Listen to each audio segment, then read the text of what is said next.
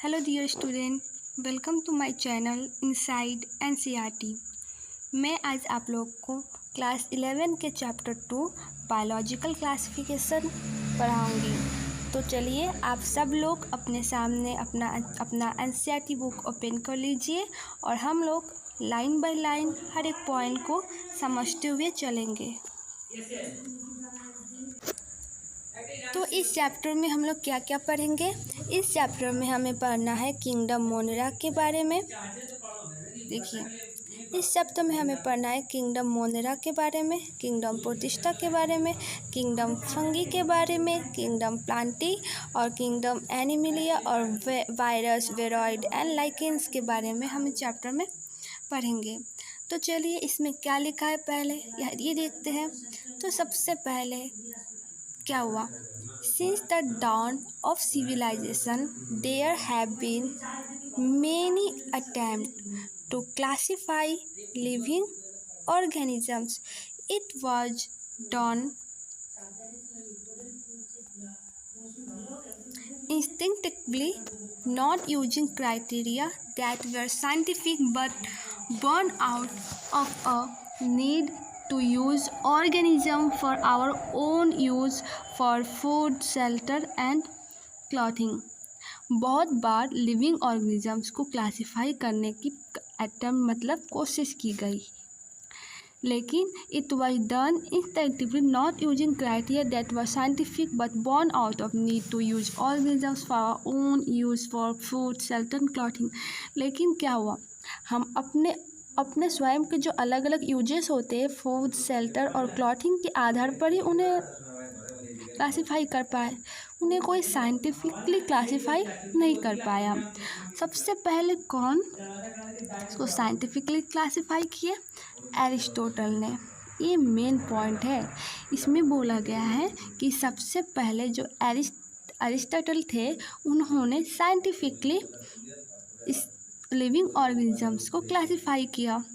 यहाँ पे लिखा है साइंटिफिक बेसिस फॉर क्लासिफिकेशन, मतलब जो एरिस्टोटल थे उन्होंने साइंटिफिक बेसिस अपनाया लिविंग ऑर्गेनिजम्स को क्लासिफाई करने के लिए।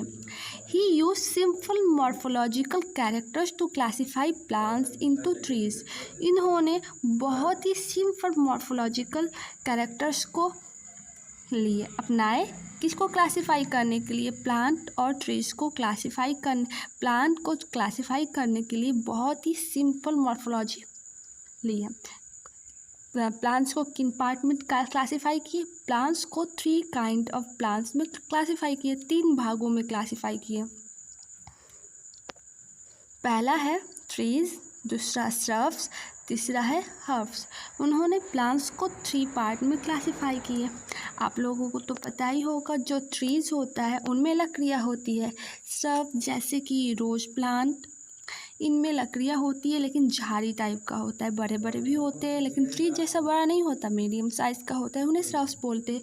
और हर्ब जैसे तुलसी प्लांट हो गया, एलोवेरा हो गया, इन सब प्लांट्स को हर्ब्स बोलते हैं।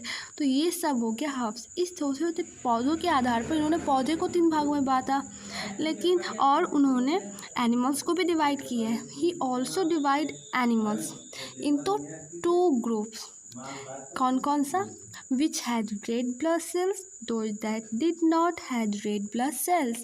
It means the animals which have red blood cells he classify into one groups and another groups the animals which does not have red blood cells. It means उन्होंने 2 type के animals को classify किए। एक part में, एक group में उन्होंने red blood cells वाले एनिमल्स को रखा और दूसरे ग्रुप में उन्होंने जिनके पास रेड ब्लड सेल्स नहीं होता उन एनिमल्स को उन्होंने दूसरे ग्रुप्स में रखा। लेकिन इनकी जो क्लासिफिकेशन थी ज़्यादा दिन तक नहीं चली, काफ़ी सारे एक्सेप्शंस आ रही थी, कन्फ्यूजन्स आ रहे थे, क्योंकि वायरस भी होता है, बैक्टीरिया होता है, उनमें तो कोई ब्लड ही नहीं होता और वो तो 1 सेल्स होता है, तो उसमें काफ़ी सारे सिंगुलर मतलब यूनिसेलुलर ऑर्गेनिजम्स थे, मल्टीसेलुलर ऑर्गेनिजम्स थे, काफ़ी सारे बहुत सारे कन्फ्यूजन थे। इसीलिए नेक्स्ट आए हमारे लिनियस जी। जो लिनियस जी थे उन्होंने 2 किंगडम ऑफ क्लासिफिकेशन सिस्टम को लाया। कितने ये इम्पॉर्टेंट है, अगर क्वेश्चन में पूछा जाए कि 2 किंगडम क्लासिफिकेशन कौन लाए तो हम बोलेंगे कि कौन लाया? लिनियस तो यहाँ पे है 2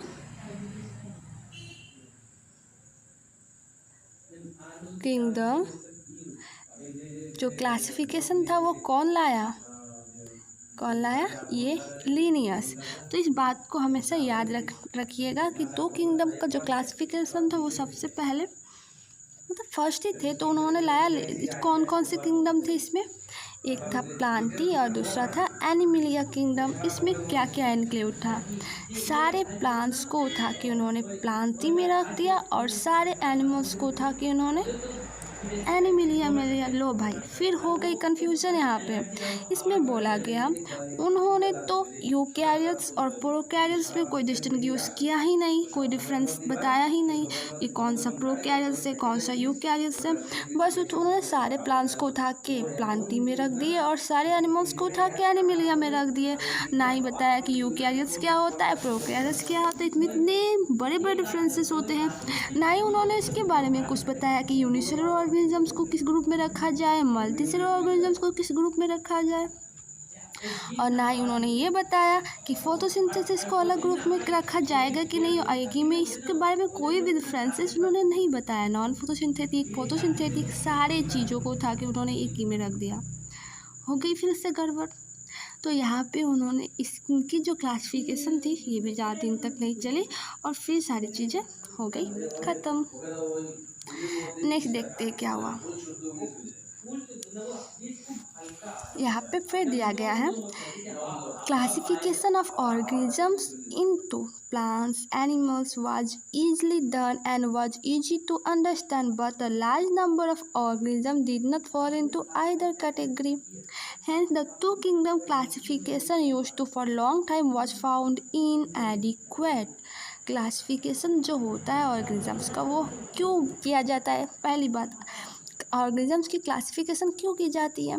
क्योंकि हम हर एक टाइप के, हर एक एनिमल्स के जो काइंड्स होते हैं ऑर्गेनिज्म अलग अलग टाइप्स के, उसको आसानी से हम लोग समझ सकें। लेकिन यहाँ पे तो सब खिचड़ी पका दिया गया। प्लांट्स जो प्लांट्स फोटोसिंथेटिक नहीं करते उनको भी प्लांटी में रखा गया, जो प्लांट्स फोटोसिंथेटिक करते हैं उनको भी प्लांटी में रखा गया, जो यूकैरियोट थे उनको भी प्लांटी में रखा गया, जो प्रोकैरियोट थे उनको भी प्लांटी में रखा गया।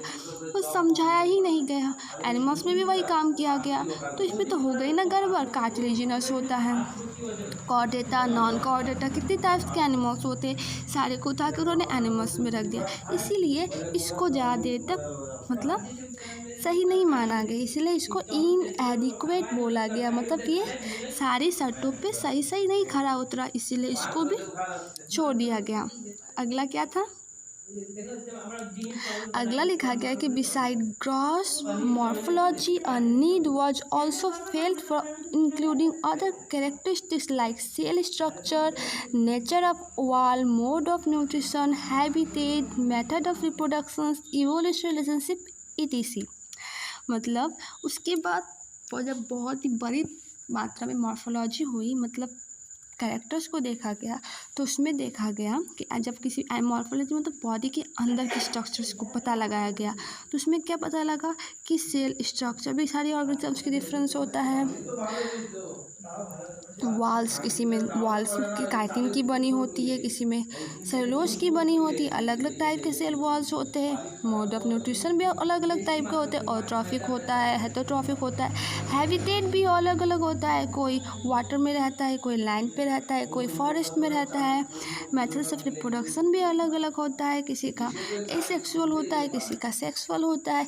इवोल्यूशनरी रिलेशनशिप भी अलग होता है। इवोल्यूशनरी रिलेशनशिप का मतलब क्या होता है? पूर्वज किस टाइप के ऑर्गेनिज्म से हम लोग उत्पन्न हुए हैं, ये होता है इवोल्यूशनरी रिलेशनशिप। इसमें भी अलग अलग तरह का होता है।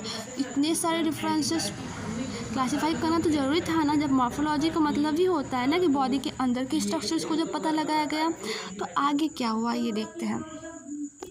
आगे हुआ classification system for the living organisms have hence undergo several changes for over the time. तो plants and animals kingdom have been a constant under different system and understanding of what group organisms be include under this kingdoms have been changing. The number and the nature of other kingdom have also understood differently by different scientist over the time. धीरे धीरे time बीतता गया, अलग अलग तरह के classification आते गए, 3 क्लासिफिकेशन आया, 4 क्लासिफिकेशन आया, उसके बाद जाके ना 5 क्लासिफिकेशन आया। तो धीरे धीरे टाइम बीतते गए, अलग अलग क्लासिफिकेशन आता गया, अलग अलग ग्रुप्स आते गए, कैटेगरीज आते गए, फाइलम, सारी चीज़ें डिफरेंट डिफरेंट टाइप की चीज़ें आती गई। इसके अंदर हर एक तरह के कैरेक्टरिस्टिक्स को डिटेल में बताया गया। तो आगे नेक्स्ट पेज को हम कल पढ़ेंगे, आज इतना ही काफ़ी है। Thank you.